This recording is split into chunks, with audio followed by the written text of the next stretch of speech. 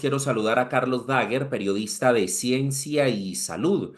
Él es miembro de la Sociedad Colombiana de Historia de la Medicina. Carlos Daguer en este momento está lanzando un libro que se llama De brazo en brazo, la odisea de una vacuna. Carlos, hola, buenos días. Julio César, buenos días. Qué gusto estar acá. Muchísimas gracias por la invitación. Muy amable, muchísimas gracias a usted por aceptar esta invitación. Hablemos un poco sobre este libro. ¿Qué nos cuenta? ¿Qué dice? ¿Qué podemos conocer en este libro de brazo en brazo, la odisea de una vacuna? Julio César, este libro acaba de llegar a librerías con el sello editado por Planeta y con el sello de crítica. Es un libro, es una investigación histórica sobre la llegada de la primera vacuna de la historia a las Américas. Narra una expedición famosísima que se llevó a cabo desde 1803, que es la Real Expedición Filantrópica de la Vacuna. Es una expedición que buscó contener las epidemias de viruela que ocurrían con mucha frecuencia en las Américas y se realizó de una manera muy singular, Julio César. La manera como no había cadena de frío, fue necesario utilizar niños como medios de transporte de la vacuna. El niño era inoculado con la viruela vacuna, con la viruela de las vacas, y en un viaje transatlántico con inoculaciones progresivas de brazo a brazo, se logró conservar el fluido vigoroso, se logró, así era como lo expresaban en la época, se logró conservar el fluido para poder iniciar campañas de vacunación en las distintas colonias españolas. Eh, esa campaña mundial de vacunación, hay un dato un poco o no tan mencionado, no ha sido tan mencionado anteriormente, y es que esa campaña mundial de vacunación, la primera de la historia, se originó por una pelea, por una discusión entre el virrey Pedro Mendinueta y el Cabildo de Bogotá. Esa fue la razón, esa fue la causa que desató la primera campaña mundial de vacunación. El libro narra esa historia. Y estamos refiriéndonos más o menos a qué año. La epidemia de viruela ocurrió en 1802. En Santa Fe de Bogotá solían presentarse epidemias de viruela con una frecuencia aproximada de 20 años. En Sí. 1802 se tenía el recuerdo de una epidemia ocurrida en 1782, que según las cuentas de la época, probablemente un poco exageradas, acabaron hasta con el 40% de la población de Bogotá. Tenía 17.000 habitantes en aquel entonces. Cuando se presentó la epidemia de 1802, hubo un gran pánico en la ciudad sobre cómo manejar la crisis. Esas peleas parroquiales llegaron en un surtido de quejas al rey Carlos IV de España, y el que rey Carlos IV ya en España se había, y en Europa en general, se había propagado bastante la vacuna, y a Carlos IV se le ocurrió enviar una expedición. Los intentos de traer la vacuna, el fluido vacuno, había fracasado previamente. Lo intentaban transportar entre vidrios, empacado entre vidrios sellados con cera, y siempre había fracasado ese intento. Por eso es que al Consejo de Indias se le ocurrió que la estrategia para poder llegar a las Américas era enviar una expedición con 22 niños vacuníferos, les decían, huérfanos tomados de las casas de los hospicios y de los orfanatos de La Coruña, y con estos niños hicieron un viaje transatlántico para que la vacuna llegara viva. Y como te comento, Julio César, la idea era hacer vacunaciones progresivas en alta mar para que el fluido no se extinguiera. Ya en tierra, la idea era crear juntas de vacunas que garantizaran la presencia de niños en los cuales mantener el fluido. O sea, el niño que era vacunado durante unos 10 días era vacunífero, es decir, el pus que generaba en la pústula que salía en el brazo, ese pus era la vacuna que podía ser utilizada, traspasada a otro niño. La reacción que provocaba al 10.º día generaba un fluido que era la vacuna y podía pasarse a otro niño para que se preservara. El niño quedaba entonces vacunado, pero durante esa ventana de 10 días era un niño vacunífero, o sea, un niño apto para entregar vacuna a otro. Y se hacía mediante una incisión con una lanceta y se transportaba el pus vacuno porque no existía la jeringa. Estamos hablando que en esa época, 1802, 1803, pues por obvias razones no había una cultura de la importancia de la necesidad de las vacunas. Usted que es un hombre historiador y que tiene una relación directa con temas de medicina, ¿qué tanto ha cambiado, Carlos, digamos, la cultura social de esa época a hoy, entendiendo que todavía nos referimos a muchísimos mitos? Que la vacuna no es buena, acaba de pasar, por ejemplo, con el COVID-19, que no me vacuno porque están ingresando un chip a las personas para poderlos identificar. Bueno, tantas cosas que dicen las personas, pero ¿qué tanto hemos evolucionado como sociedad para ser conscientes que la vacuna es un bien? Qué pregunta tan agradable de contestar, Julio César. Mira, en el libro yo cuento algo curioso con la vacuna. Estamos, a pesar de las creencias religiosas de la época, a pesar de que estamos en un tránsito hacia la ilustración, la iglesia jugó un papel fundamental en la preservación y la vacunación. Era obligatorio que los párrocos o sea, la evidencia de la utilidad de la primera vacuna fue de tal grado que que casi nadie puso en duda su eficacia. Y de hecho, desde los mismos púlpitos recomendaron la vacunación. Esta campaña fue exitosa en buena medida por el apoyo del clero. Pero quiero mencionar que ahí también, evidentemente, aparecen los primeros movimientos antivacuna. En México, la comunidad indígena, algunas comunidades indígenas se resistieron a la vacuna, la consideraban un veneno. En el Perú, las madres escondían a sus hijos porque creían que se los iban a llevar a un viaje transatlántico, un poco malinterpretando lo que había ocurrido. Y también en el Perú llegaron a creer que el vacunador principal que vino a Sudamérica, José Salvani, era el anticristo, llegaron a considerarlo y él tuvo que huir. Pero fueron casos excepcionales, fue la excepción de la regla. En general fueron muy bien acogidos, pero, y aquí paso a responder con la mayor precisión posible la pregunta, Julio César, y es que en, en Huacasías, una reducción de indígenas en el Orinoco, fue un cura a llevar la vacuna que habían traído estos expedicionarios y los indígenas se metieron en la selva para no recibirla. La reflexión que yo hago en el libro es que el movimiento antivacunas probablemente tiene su origen en una sensación de desconfianza. Siempre he creído, y lo vivimos durante la pandemia, a veces la buena información no es suficiente para lograr evitar los temores de la comunidad. Los vínculos de confianza fueron los que permitieron el éxito de la campaña de vacunación donde lo hubo, pero también la desconfianza fue la que impidió en muy pocas poblaciones que se llevara a cabo. Entonces, dando respuesta final, es muy parecido y sorprendentemente parecido tanto lo que se vivió en la epidemia de viruela como la campaña de vacunación. Son eventos completamente parecidos y de hecho, ya que lo mencionas, cada epígrafe de cada capítulo en el libro es una mención, un recorderis del el episodio espejo que ocurrió en 2022 con el COVID. Es un espejo de lo que se narra en cada capítulo en 1804 porque las semejanzas que encontrará el lector son sorprendentes.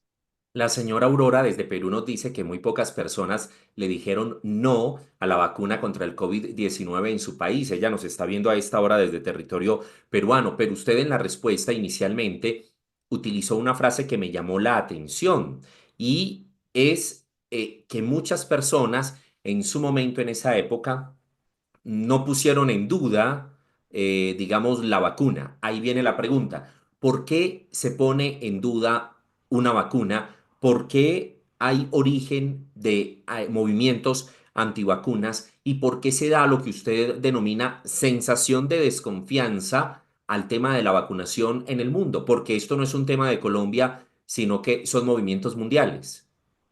Yo atribuyo tres factores, Julio César, a ese fenómeno. El primero es la falta de información adecuada, falta de información digerible sobre el proceso biológico que implica una vacuna y el desconocimiento de todas las pruebas de seguridad que suelen realizarse. La expedición se realizó sobre una base de un conocimiento grandísimo de que era segura. Entre otras cosas, porque las primeras ordeñadoras que contrajeron el virus de las vacas, que es de donde sale la vacuna, ellas no morían. De hecho, ellas decían, nunca voy a tener una cara fea. Y lo decían porque sabían que si se infectaban sus manos del virus de las vacas, del virus vacuno, ya iban a quedar inmunizadas de por vida, que es lo que Jenner descubre ya científicamente en 1796 y que es de donde se origina la vacuna y el término vacuna. El primer elemento entonces es información. El segundo elemento es desconfianza frente a la persona. Y aquí el ejemplo que traje fue que pocas comunidades, pero las hubo, solían ser comunidades indígenas que seguramente guardaban cierto recelo contra los conquistadores y los colonizadores españoles. Y un tercer elemento es que el movimiento antivacunas también ha estado muy permeado por ideologías de índole política. Entonces, una forma de resistencia contra las estrategias sanitarias es una resistencia de índole política disfrazada de resistencia sanitaria. Creo que esas tres variables conjugadas terminan generando la desconfianza hacia las vacunas.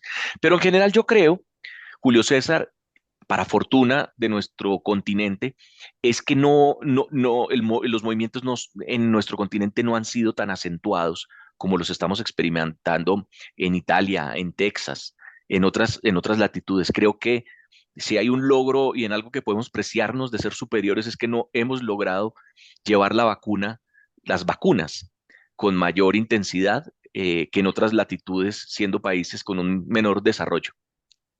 Y ya casi para terminar, Carlos, en esta pequeña entrevista que hemos querido realizarle a usted en el día de hoy con su libro De brazo en brazo, la odisea de una vacuna. Y se refiere básicamente, ¿cuáles son esos desafíos? Usted que es un hombre historiador, que conoce el tema, que lo ha estudiado, ¿cuáles son esos desafíos que se tienen hoy en día cuando de por medio está en ese flujo de información las redes sociales? Y en donde cualquier persona eh, con una mínima credibilidad que diga tal vacuna no sirve, eso es falso, lo que dijeron en el tema del COVID-19, ¿cuál es ese desafío que tienen ustedes, por ejemplo, los que aprueban o aprobamos, digámoslo de esta manera, el tema de las vacunas porque son estudios muy serios, para poder proyectar esa imagen de seguridad y esa información correcta y evitar que pululen estas redes sociales con informaciones negativas y que generen zozobra y miedo en la población? El advenimiento de las redes sociales ha permitido que cualquier tipo de información circule. Lastimosamente, debemos enfrentarnos a ese proceso que aplica tanto para la política como para la economía, como para todos los ámbitos. Implica un mayor alfabetismo, una mayor alfabetización alrededor del consumo de medios masivos de comunicación. Yo estoy optimista al respecto. Yo recuerdo, quizás las personas de mi generación todas las recordarán, que cuando éramos niños solíamos decir, pero si eso salió en televisión, como si eso fuera la prueba de que algo era cierto. Hoy estamos viviendo la misma época, pero aplicado a las redes sociales. Eso yo lo vi en Instagram, eso yo lo vi en cierto influenciador. Yo creo que los procesos lastimosamente son lentos, pero yo estoy optimista de que a medida que evolucionamos en este consumo de redes sociales, la batalla de alfabetización irá ganando terreno y aprenderemos a diferenciar la ficción, la mentira de la realidad y la mentira de la verdad. Creería que no es un tema no es un tema que necesariamente deba abordarse desde una perspectiva de salud, sino desde una perspectiva de consumo de medios masivos de comunicación. Muy bien, Carlos. La última pregunta, si estoy interesado en el libro, ¿dónde, cómo, qué valor tiene para poderlo conseguir y leer? Bueno, el libro goza de una muy buena distribución en toda Colombia por ahora. El, Sí. eh, las principales librerías del país. Me han llegado fotos de personas comprándolo en Librería Nacional, Panamericana, pero sin duda estará en toda la red de distribución de Editorial Planeta. La edición digital, el ebook, la estoy corrigiendo justamente esta semana. Estoy haciendo los últimos detalles para su aprobación. Yo espero ponerla a disposición, espero que la editorial la ponga a disposición de los lectores, yo creo que en 15 días, a más tardar, ya estará la edición digital. Y como siempre, pues hoy podemos adquirir los libros por plataformas, entonces ya sé que está, por ejemplo, una plataforma como Busca Libre que se los hace llegar a la puerta de la casa. Invito a todos los que están aquí, veo que están de distintas latitudes. La Real Expedición Filantrópica se originó en Bogotá, pero recorrió todas las colonias españolas en América e incluso le dio la vuelta al mundo y llegó hasta las Filipinas. Y terminó su ciclo dándole la vuelta al mundo hasta volver a España. El libro se centra en la subexpedición que se separó de Caracas y llegó a Venezuela, Colombia, Perú, Chile, Bolivia, lo que hoy es Bolivia. Entonces, yo creo que es un material que no solo puede resultar de interés para los colombianos. ¿Está previsto poderse distribuir el libro allí en estos países? Todavía no, depende, eso siempre depende, Julio César, del éxito comercial que tenga en Colombia. Entonces, yo Colombia. motivo a los colombianos que están en esta reunión a que lo lean para que la editorial se entusiasme y comience a distribuirlo. Claro. Primeramente, sí puedo decir que Ecuador va a ser un país que lo tendrá, porque como el libro se origina en el territorio del nuevo Reino de Granada, que incluía a Panamá e incluía a Ecuador, y de hecho se narra en detalle la expedición en esos países, el primer país que lo tendrá será Ecuador. Si hay algún ecuatoriano acá, ojalá también pueda adquirirlo prontamente. Se demora un poquito, es escalonado ese proceso, Julio César. Muy bien. Es ¿Y el valor? editorial, veo una pregunta, dice, Editorial Planeta con el Sí. sello Crítica. Ok. ¿Y el valor? Yo lo vi en plataforma como en 70.000 pesos, en una plataforma lo vi en Busca Libre, vi que lo tenían a 70.000 pesos, Julio César. Pues Carlos, muchísimas gracias. Esperamos que la distribución del libro primero sea buena a nivel nacional, ya usted dice, en la librería nacional o en Panamericana, y que las personas que gustan de estos temas de salud que son bien interesantes, pues puedan acceder a este libro. Y esperamos, porque hoy en día se consume muchísimo el tema digital, que en unos 15 días ya tengamos este libro digitalmente habilitado para las personas, por ejemplo, que están fuera de Colombia, que también están interesados en poder conocer un poco de la historia. Muchísimas gracias y una feliz mañana. Un fuerte abrazo a todos ustedes, Fiquires, a, a Inspirat y a las personas que me están escuchando. Un fuerte abrazo, feliz tarde, feliz día y feliz tarde.